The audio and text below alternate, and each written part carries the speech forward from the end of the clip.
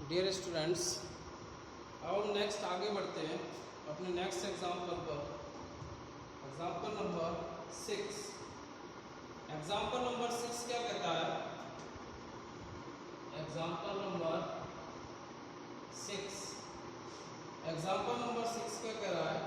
सिद्ध कीजिए कि वक्र r = f थीटा के ध्रुवीय अधोलंब के बाद का बिंदु पर r f dash theta minus pi by 2 f dash theta minus pi by 2 होता है। तो उसके लिए वही एक वक्र बनाते हैं। पहले तो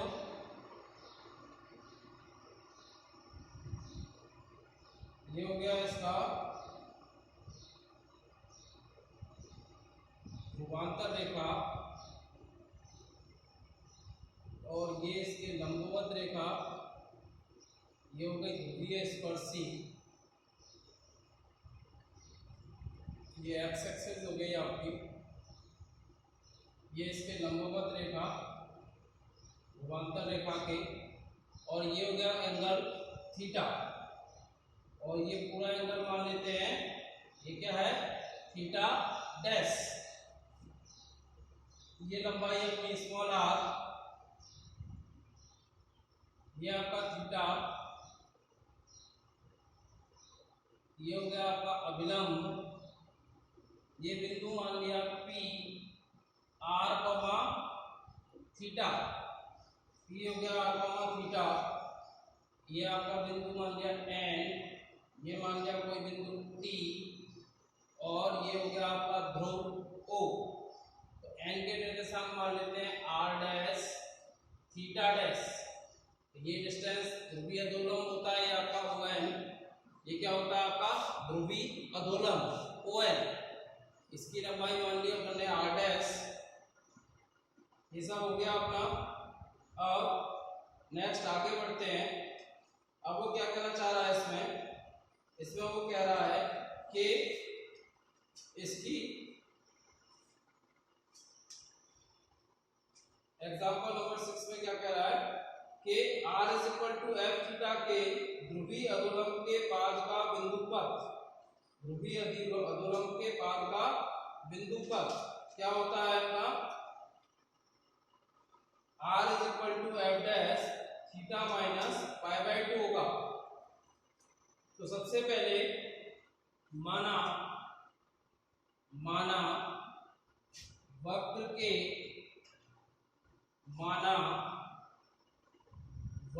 के बिंदु P r, थीटा, बिंदु P r, थीटा पर खींचा गया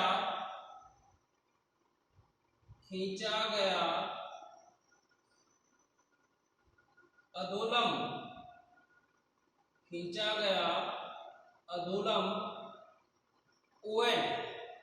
अब आप सोच रहे होंगे r, थीटा पर क्या खींचा? r, थीटा पर PN खींचा है, क्योंकि PN जो है, PN जिस बिंदु पर काटेगा वो क्या है आपका? ये खींचा गया अभिलंब जो PN है। तो इसी के अनुसार हम क्या निकालते हैं? अधोलंब निकालते हैं। तो ये ON क्या है? अधोलंब। ON अधोलंब का पाद, ON का पाद क्या है? N r dash theta dash है, जिसका हमें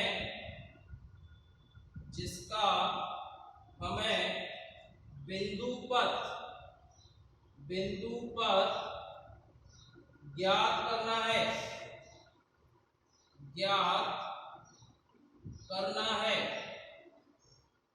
जिसका हमें बिंदु पर ज्ञात करना है।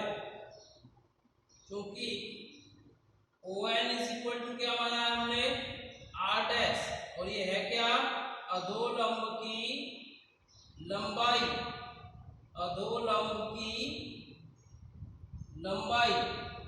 क्या है ये? अधोलंब लंबाई। अब क्योंकि आर डैश आर होता क्या है डी आर डी थीटा, अधोलंब की लंबाई क्या होती है d r d theta is equal to f dash theta is equal to O N. इसे डाल देते हैं हम समीकरण नंबर 1। अब इस चित्र में देखो, इस चित्र से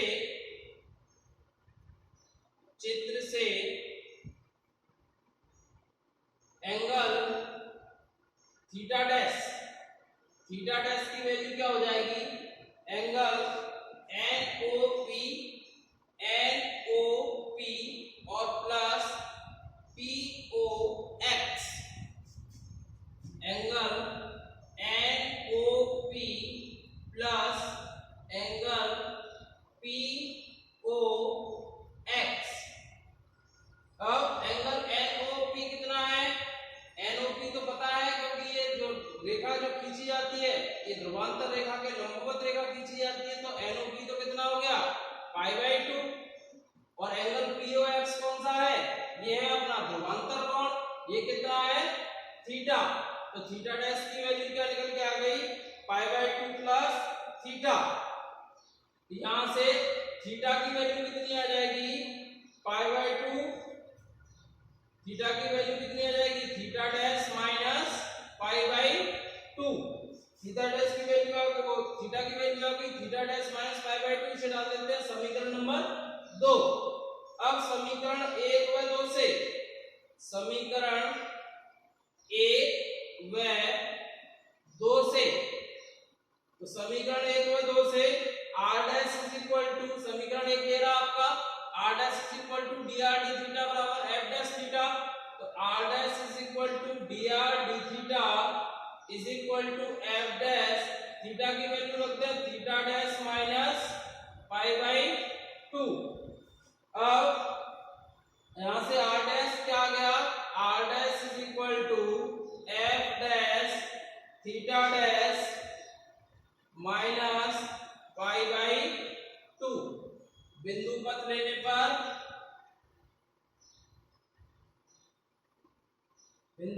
पर क्या हो जाएगा आपका, जो अपने से पूछ रहा वो निकल के आ गया r इज इक्वल टू बिंदु पथ लेने पर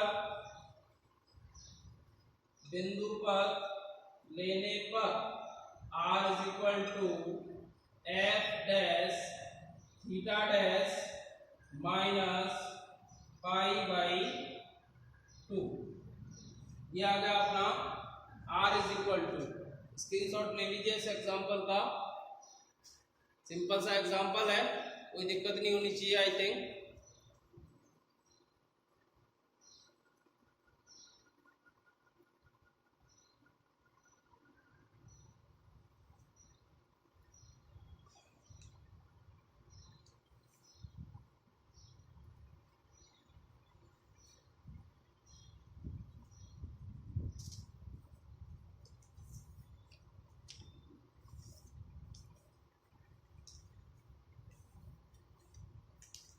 अब नेक्स्ट देखते हैं आपका एग्जाम्पल नंबर 7। नेक्स्ट है आपका एग्जाम्पल नंबर 7।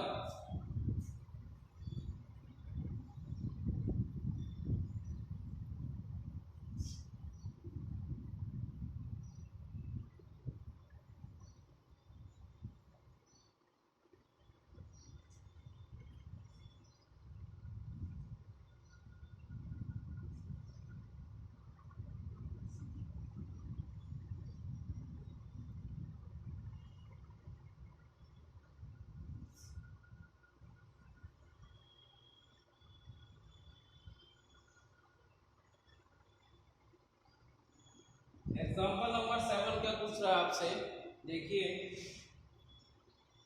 ये रहा आपका एग्जाम्पल नंबर 7। एग्जाम्पल नंबर 7 कह रहा है सिद्ध कीजिए कि आपको वक्र दिया हुआ है 2a/r is equal to 1 minus cos theta, यानी एक परवलय दिया हुआ है। तो परवलय की सिद्ध करना है a cosec थीटा बाई 2। तो p क्या होती है आपकी, बताओ। अब आपको कैसे बताओगे, आप लोग तो हो ही नहीं। तो p क्या होती है आपकी, लंबाई होती है किसकी, लंब की लंबाई होती है। अब वो कंफ्यूजन हो जाता है, ऐसा लग रहा है इसलिए आप लोग पीछे बैठे हो, मैं आपसे पूछ गया कि बताओ क्या होना चाहिए इसका। चलो कोई नहीं, आप लोग नहीं हो अभी तो हम ही बता देते हैं। अब वक्र दिया हुआ फॉर्मूला है 2a upon r is equal to 1 minus cos theta. अब हमसे पूछ रहा है कि इसकी जो लंब की जो लंबाई है वो क्या होनी चाहिए, a cosec थीटा बाई 2। सबसे पहले तो इसका फर्स्ट है लंब की लंबाई। तो लंब की लंबाई के लिए क्या करें, वक्र एक का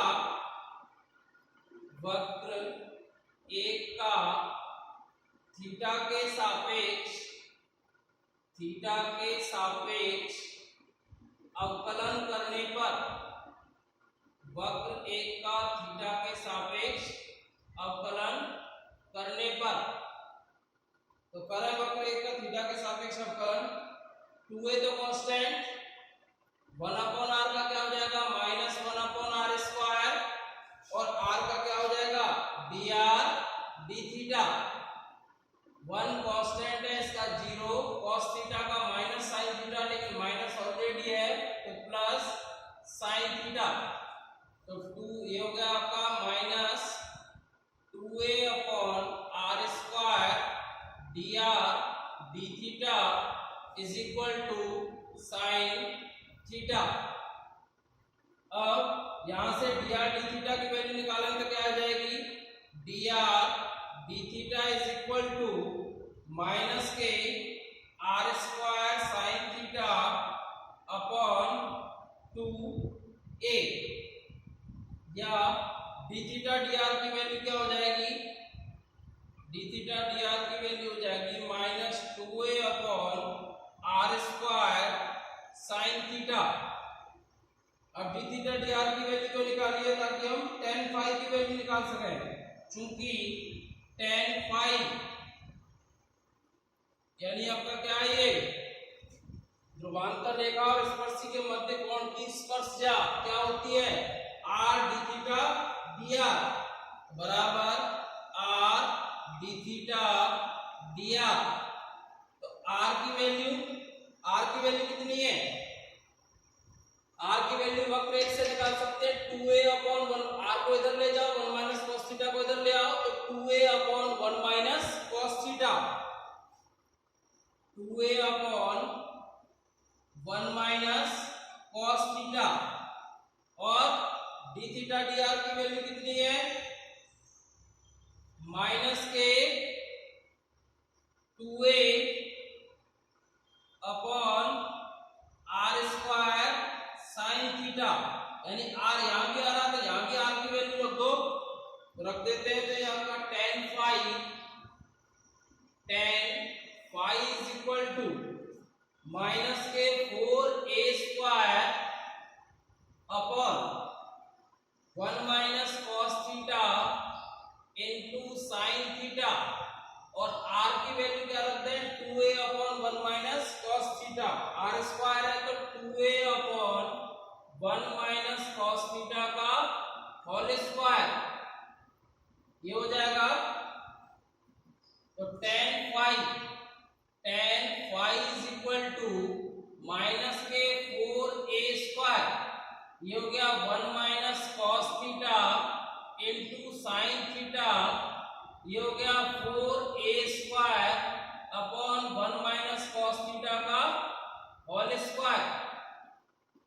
अब देखो इस 1 माइनस cos थीटा से तो ये whole square cancel, 4a square से ये 4a स्क्वायर कैंसिल, यानी 1 माइनस cos थीटा तो ऊपर चला जाएगा। tan phi is equal to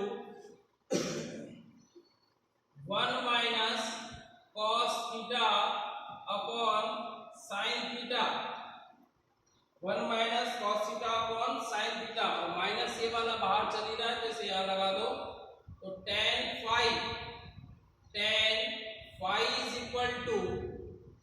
minus को हटाएं, माइनस तो ऐसे रहेगा 1 माइनस कॉस थीटा का formula 2 sine square theta by 2 और साइन 2 थीटा वाला फॉर्मूला तो 2 sine theta by 2 cos theta by 2। Sine theta by 2 से स्क्वायर कैंसिल, 2 से 2 cancel, sine theta by 2 cos theta by 2 तो tan phi is equal to क्या आ गया minus के tan theta by 2, minus tan theta by 2 आ गया। ये किसकी वैल्यू आई है अपने पास, tan फाई की वैल्यू आई है। अब tan फाई की वैल्यू आ गई अपने पास तो tan फाई है, tan को हटाएं तो tan को हटाओ तो क्या अपने को तो फाई की वैल्यू चाहिए क्योंकि ध्रुव से स्पर्श रेखा पर डाले गए लंब की लंबाई क्या होती है p और p इज इक्वल टू क्या होता है r sin फाई। तो अपने को फाई की वैल्यू चाहिए तो फाई की वैल्यू के लिए पहले tan हटाना होगा तो tan कैसे हटेगा यहां से, ये आपका tan नेगेटिव है, tan चेंज नहीं होना चाहिए, tan का tan ही रहना चाहिए। ये कब हो सकता है जब हम इसे पाई माइनस करें, tan phi is equal to tan of pi minus theta by 2, tan of pi minus theta by 2 तो tan of pi minus theta by 2 है tan of pi minus theta. Second quadrant किसका होता है आपका sin theta और cosec theta को positive value देता है, बाकी सबको नेगेटिव, तो tan को नेगेटिव मिलेगी। अब दोनों तरफ का tan इनवर्स लेने पर तो क्या हो जाएगा, फाई इज इक्वल टू क्या निकल के आ जाएगा पाई माइनस थीटा बाई 2। ये तो फाई की वैल्यू आ गई। अब p क्या दी हुआ, p क्या होता है मैं आपसे अभी पूछ रहा था, p होती है ध्रुव से स्पर्श रेखा पर डाले गए लंब की लंबाई। तो ध्रुव से स्पर्श रेखा पर डाले गए लंब की लंबाई p इज इक्वल टू क्या होती है मैंने आपको बताया था पिछली वीडियोस में, r p is equal to r sin phi. आगे देखते हैं, क्योंकि हम जानते हैं कि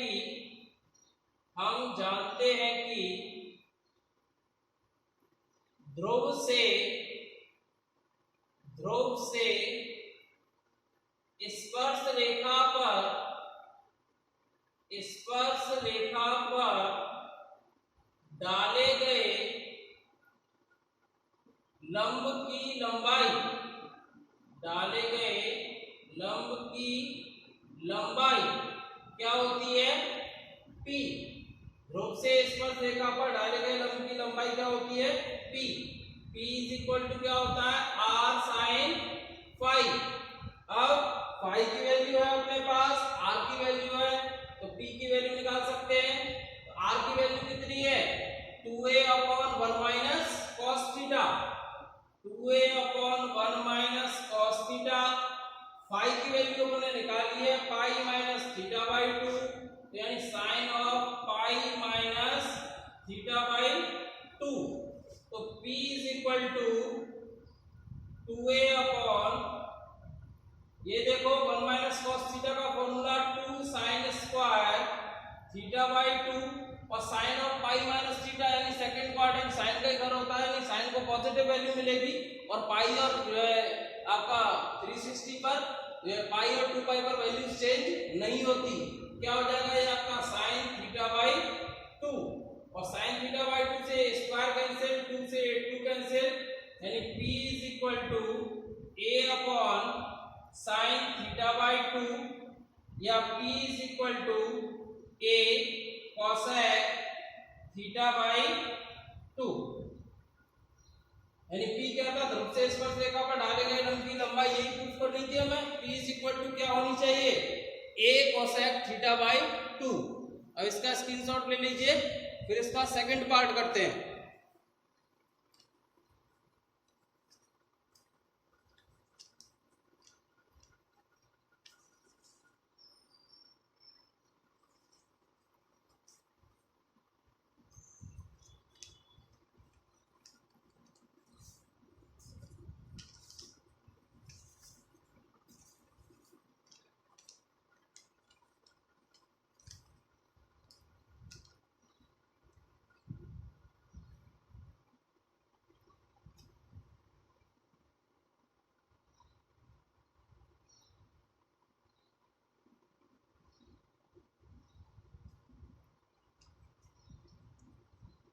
नेक्स्ट है इसमें दूसरा पूछ रहा आपसे ध्रुवीय अधस्पर्शी की लंबाई, ध्रुवीय अधस्पर्शी की लंबाई।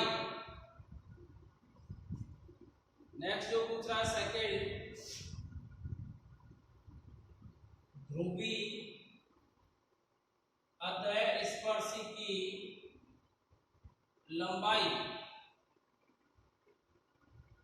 ध्रुवीय अधस्पर्शी की लंबाई। अब ध्रुवीय अधस्पर्शी की लंबाई क्या होती है, आप जानते हो ध्रुवीय अधस्पर्शी की लंबाई अब क्या होती है, R square D theta D R बराबर R square D theta D R. अब डी थीटा डी आर की वैल्यू तो हमने निकाली थी -2a upon are square sine theta, तो क्या हो जाएगी R square into -2a upon are square sine theta, R square से R square cancel, -2a upon sine theta बराबर -2a कोसेक थीटा। चूंकि लंबाई है इसलिए नेगेटिव नहीं हो सकती, तो 2a कोसेक थीटा। ये आ गया अपना सेकंड पार्ट, ध्रुवीय अधस्पर्शी की लंबाई। अब इसमें आगे पूछ रहा है इसके बाद वक्र का पदिक समीकरण, तो वक्र का पदिक समीकरण निकाला है इसके बाद।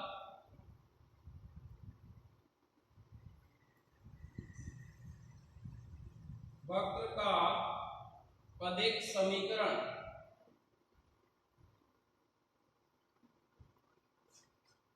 अब अपने को देखो वक्र का पदिक समीकरण क्या होता है, P व R में संबंध। तो अपने सबसे पहले तो वक्र दिया हुआ है, थर्ड है अपना इसका वक्र का पदिक समीकरण, पदिक समीकरण। पदिक समीकरण के लिए हम क्या करें, अपने को वक्र दिया हुआ है 2a upon r is equal to 1 minus cos theta, यही वक्र दिया हुआ है। और हमें पता है कि ध्रुव से स्पर्श रेखा पर डाले गए लंब की लंबाई क्या होती है, p is equal to r sin phi, या हमने p की वैल्यू निकाली थी फाई की वैल्यू रख के, तो p is equal to r sin phi की वैल्यू हमने कितनी निकाली थी, पाई माइनस थीटा बाई 2, तो पाई माइनस थीटा बाई 2, तो p की वैल्यू यहां से कितनी निकल के आ गई, r sin थीटा बाई 2। तो इस दोनों पक्षों का वर्ग कर दें, दोनों पक्षों का वर्ग करने पर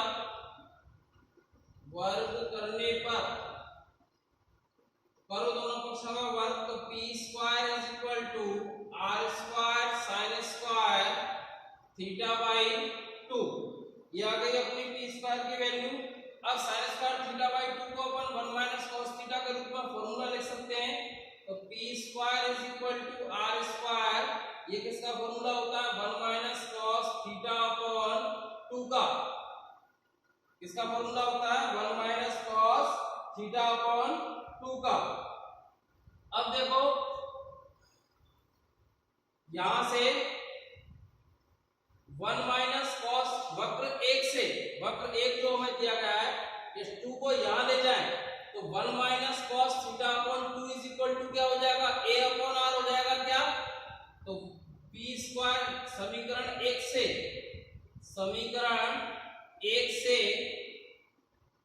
p square is equal to r square, और 1 माइनस कॉस थीटा अपॉन 2 की जगह क्या लिखते हैं, a अपॉन r, इस r से ये स्क्वायर कैंसिल, तो p स्क्वायर बराबर क्या आ गया, a r, ये क्या निकल के आ गया, वक्र का पदिक समीकरण। स्क्रीनशॉट ले लें इसका, फिर नेक्स्ट एग्जांपल देखते हैं।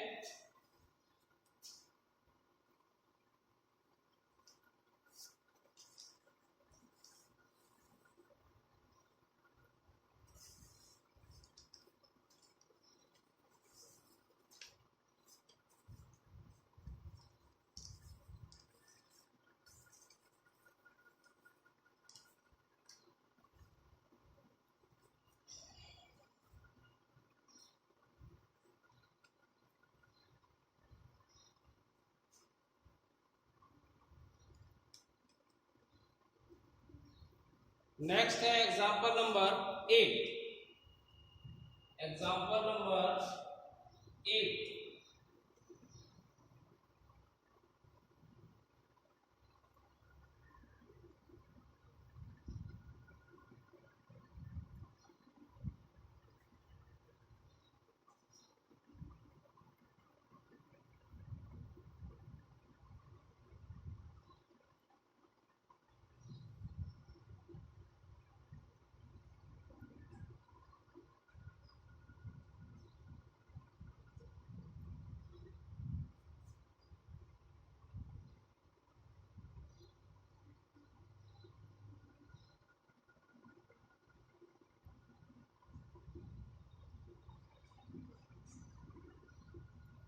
बीच बीच में कहीं भी क्लियर नहीं दिखाई देता हो तो जो है वो पेज काफी देर तक रहता है, बाद में वो क्लियर हो ही जाता है, ऐसी कोई दिक्कत नहीं है। क्लियरिटी मैं देख चुका हूँ सारी वीडियोस पूरी। Example number 8। एग्जाम्पल नंबर 8 क्या है? Cardioid r is equal to a into 1 minus cos theta का पदिक समीकरण ज्ञात कीजिए। वक्र दिया हुआ r is equal to a into 1 minus cos theta, r is equal to a into 1 minus cos theta. इसे डाल देते हैं समीकरण नंबर 1। ये डाल दिया हमने समीकरण नंबर 1। अब वक्र 1 का थीटा के सापेक्ष अवकलन करने पर, वक्र 1 का थीटा के सापेक्ष अवकलन करने पर dr d theta is equal to a constant 1 का 0 cos थीटा का माइनस साइन थीटा तो प्लस का साइन थीटा, तो dr d theta is equal to a sine theta. dr d theta is equal to कितना आ गया? a sine theta. अब हम p और r में एक संबंध जानते हैं, क्योंकि 1 upon P square is equal to 1 upon are square plus 1 upon R four dr d theta का whole square, dr d theta का होल स्क्वायर। अब dr d थीटा की वैल्यू अपने पास है, रख दो, तो 1 upon P square is equal to 1 upon are square plus 1 upon are की पावर 4 dr d थीटा की वैल्यू कितनी है? a sin थीटा, तो इसका स्क्वायर होगा तो क्या हो जाएगा? a square sin square theta. क्या हो जाएगा? a square sin square theta, या 1 upon P square is equal to 1 upon are square plus 1 upon are की पावर 4 इंटू ए स्क्वायर। कॉस स्क्वायर थीटा को हम क्या लिख सकते हैं? साइन स्क्वायर थीटा को 1 माइनस कॉस स्क्वायर थीटा, क्या लिख सकते हैं? 1 माइनस कॉस स्क्वायर थीटा। अब आगे देखो समीकरण 1 से, समीकरण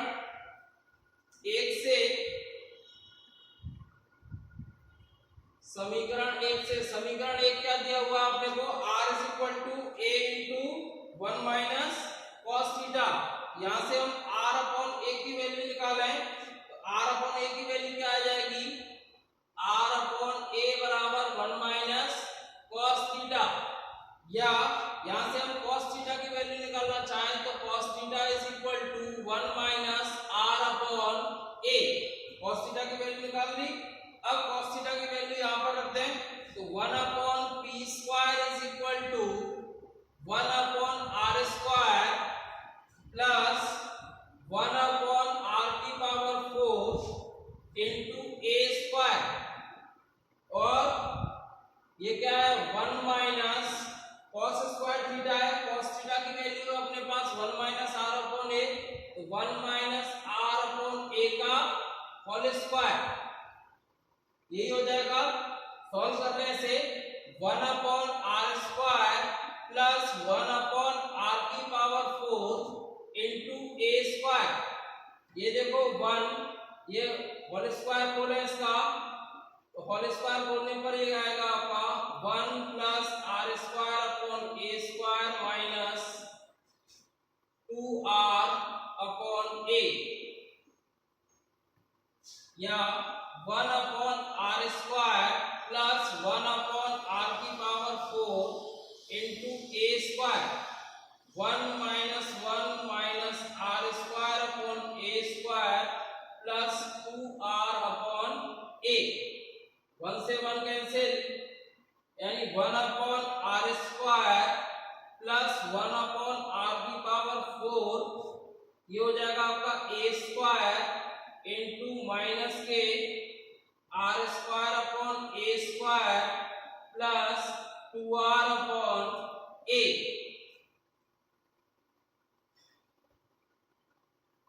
या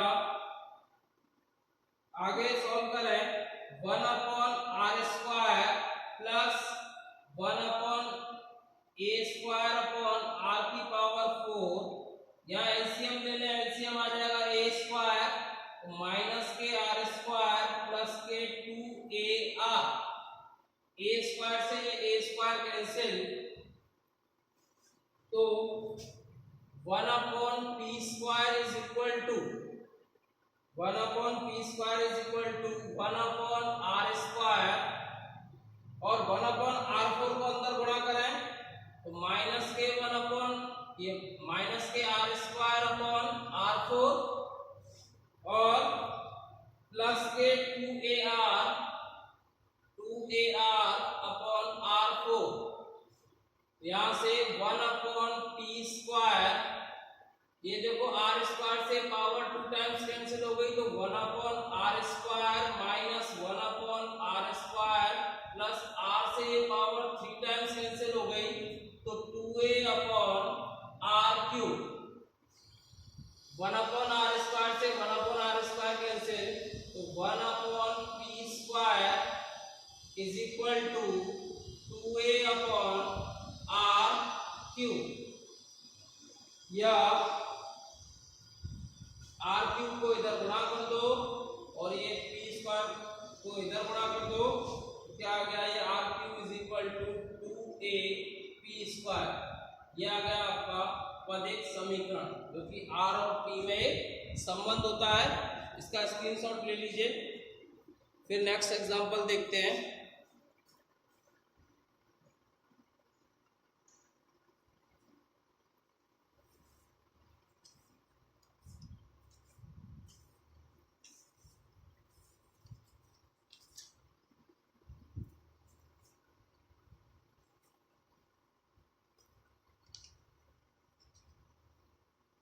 अब नेक्स्ट एग्जांपल आपका नेक्स्ट वीडियो में ये कंप्लीट हो पाएगा, क्योंकि बड़ा है और आज का टाइम थोड़ा ओवर हो गया है।